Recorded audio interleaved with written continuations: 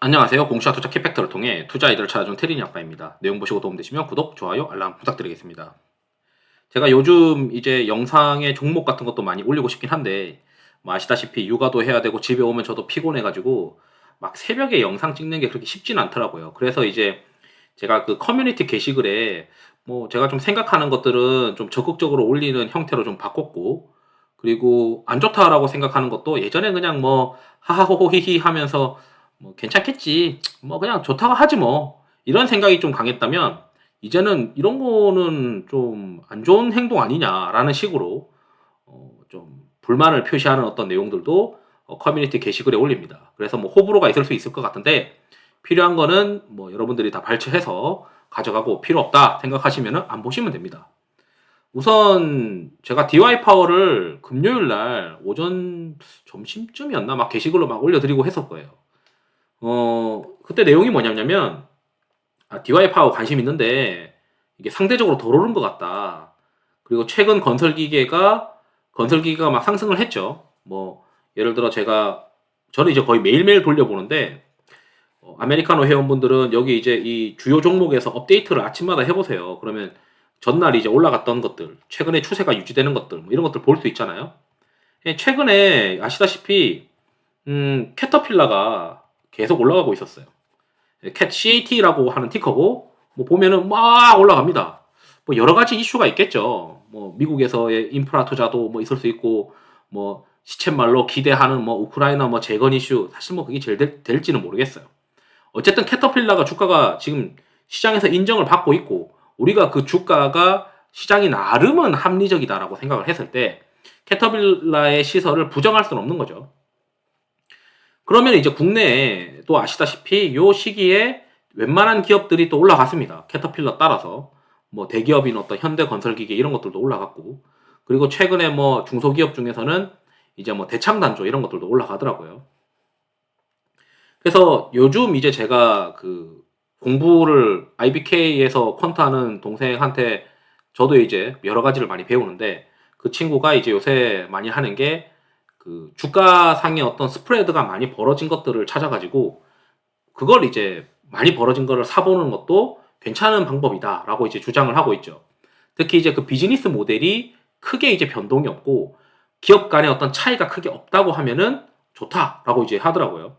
아니나 다를까 최근에 이제 많이 벌어진 게 DY 파워가 현대건설기계 대비해서 많이 벌어졌다라고 하더라고요. 그래서 이 엑셀은 굉장히 복잡하고 이 친구만의 어떤 그 사업 이 친구만의 어떤 엣지 포인트이기 때문에 제가 이걸 영상으로 이제 이 친구의 엑셀을 막 이렇게 올려드리긴 좀 그렇고, 저도 이제 이걸 받아가지고 고민하다가 비슷하게 또 만들긴 했어요. 저는 좀 심플하게 보려고. 어쨌든 캐터필라는 엄청나게 많이 올랐고, 그 캐터필라 오른 거에 대비해서 왜 DY 파워가 덜 올랐다라고 생각을 한 거죠. 그러면 이제 DY 파워가 덜 올랐다고 하면 이게 시장이 추세적으로 갈 수 있는 뭔가 요인들을 발견을 해야 되는데, 일단 제가 봤던 거는 중국 부동산 쪽에 계속 이제 돈 때려 넣을 거다, 지준율 카드 만지작거릴 거다라고 했고, 이건 이제 24일 날 나온 기사이고, 실제 여기 뭐냐, 지준율은 25일 오후 5시에 우리 장 마감하고 나왔어요. 지준율 인하가 나왔고, 그리고 요거 전에 이제 주가가 이제 들썩였던 게 23일 날 이 굴삭기 판매 데이터가 중국에서도 11월에 좋을 것 같다라고 이제 예상되는 어떤 내용들이 기사가 나와 있죠. 그리고 나서 국내에 있는 그 건설 기계들이 한 번 더 레벨업하는 어떤 상황이 됐는데, 현대건설 기계는 이렇게 올랐고, 사실 DY 파워도 바닥에서 이렇게 올랐어요. 그런데 이게 상대적으로 덜 올랐다라는 거는 이 차트 두 개만으로는 알 수가 없어요, 사실. 그 어느 누구도 야 이게 덜 올란 건 아닌 것 같고, 어 진짜 덜 올랐는지 안 올랐는지 알 수가 없다는 거죠. 진성 TC도 그렇고 많이 올랐단 말이죠. 이게 상대적으로 덜50% 올랐고 얘는 80% 올랐으니까 이게 상대적으로 덜 올랐다라고 주장할 수도 있겠지만 알 수가 없는 거죠, 이 차트만 봐서는. 그래서 이제 일단 기본적인 전제 조건은 제가 맛만 뒤져봤을 때 이 굴삭기 데이터가 그렇게 좋은 상황은 아니에요. 그러니까 제가 이 수출 데이터를 매번 정리해서 그 일부 회원분들한테 드리잖아요. 근데 이 수출 데이터를 보면, 이거 제가 굴삭기 데이터를 어디 갔냐? 굴삭기 데이터를 제가 정리를 했는데, 이게 유압 실린더 관련된 데이터예요. 이게 DY 파워 관련된 건데 이게 일평균 수출 데이터가 뭔가 뭐 엄청나게 뻥뻥 튀거나 11월까지 20일치 누적으로는 알 수가 없더라라는 거죠. 뭐 전월비 좀 개선된 거 정도? 그렇다고 뭐 판가가 막 튀고 있다 이런 것도 아니고. 트랙 롤러가 이제 진성 TC 관련된 HS 코드인데 이것도 뭐 잘 모르겠어요. 이것만 가지고는.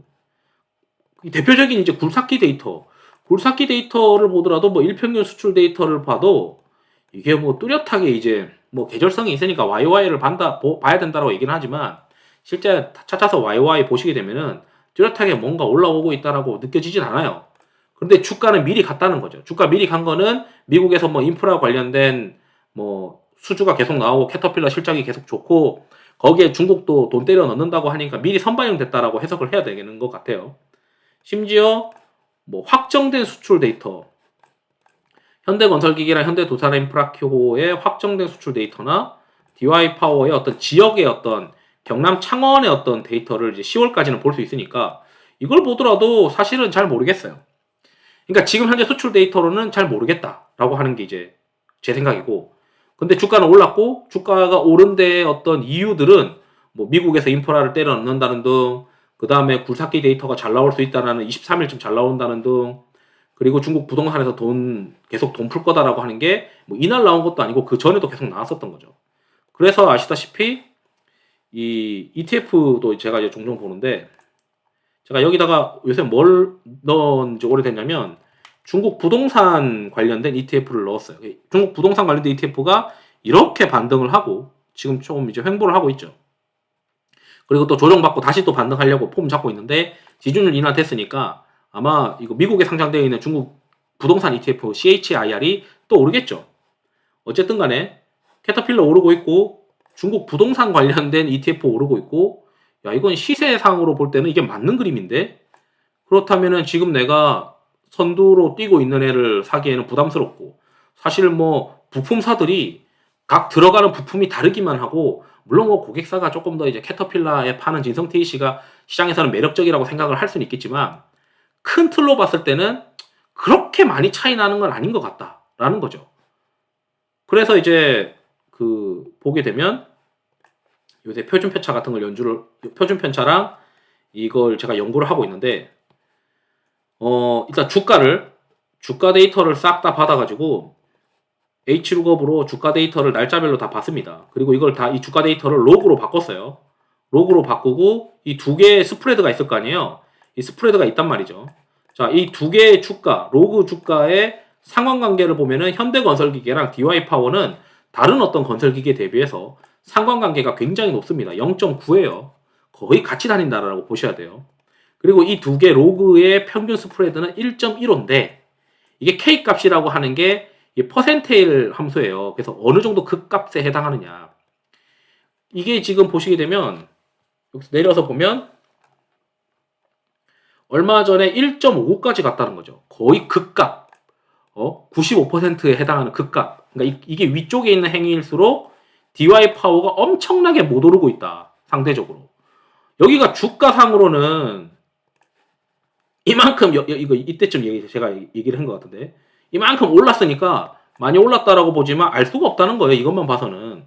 그런데 어쨌든 과거에 어떤 언제냐 2000 현대건설기계가 이제 있었던 시점부터 스프레드를 제가 만들어서 보니 지금 현재 최근에 이렇게 된 적이 없어요. 대부분은 이제 그 값에 없어요. 1.2나 1.1이 평균이기 때문에 평균적인 어떤 스프레드가 있는데 다른 것들이 막 너무 튀면서 상대적으로 못 쫓아갔다는 거죠.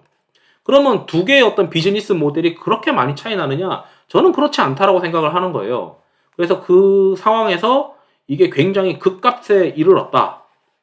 극값에 이르렀다는 게 눈으로 확인이 돼서 사야 되겠다라는 생각이 들어서 관심 종목이 되고 있다라고 말씀을 드렸거든요.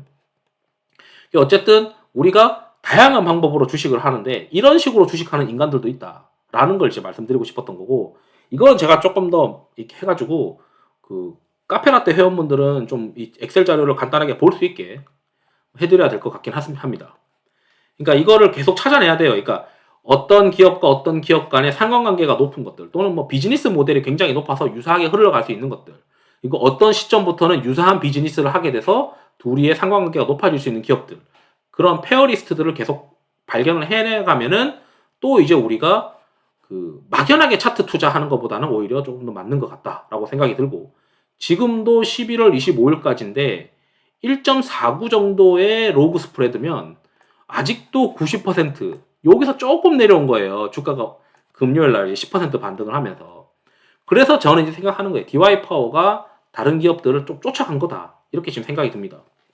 예를 들어 이제 뭐 대창단조 이렇게 딱 치면 이제 되는데 평균이 마이너스 1.36 정도의 스프레드인데 지금 뭐 0.4대니까 여기 이제 엄청나게 저 위에 지금 가 있다는 거죠. 엄청나게 지금 차이가 많이 나고 이게 상관관계가 높진 않다. 0.4로 이렇게 이제 볼 수 있는 거죠. 그래서 이제 현대건설기기가 굉장히 높고 두산밥캣 이런 거 쳐보니까 상관관계는 0.5밖에 안 돼요. 그리고 이제 뭐 그래서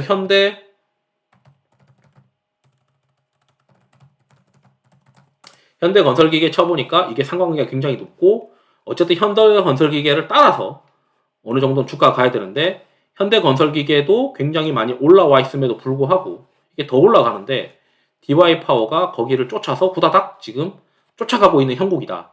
그러면 이 부품사들의 어떤 밸류에이션과 부품사들의 어떤 사업 비즈니스 모델이 그렇게 차이가 없다면 과거 DY 파워의 어떤 로그 스프레드 수준까지는 수렴할 가능성이 있지 않겠느냐. 그러니까 민 리버전에 베팅하는 어떤 그런 전략이다. 이렇게 좀 말씀드리고 싶어요. 사실 뭐 DY 파워만의 어떤 엣지가 있어서 올라간다라고는 생각 안 합니다.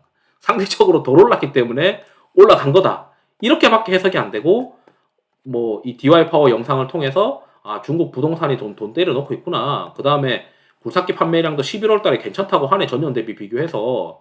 그리고 지준율 인하도 했으니까 이거 내가 지금 뭐 다른 어떤 건설기계를 쫓아서 플레이하기보다는 이게 데이터상으로 상대적으로 표준 편차상으로 덜 오른 현대건설기계 대비해서 덜 오른 DY 파워를 플레이하는 게 그나마 상대적으로 좀 안전하겠다.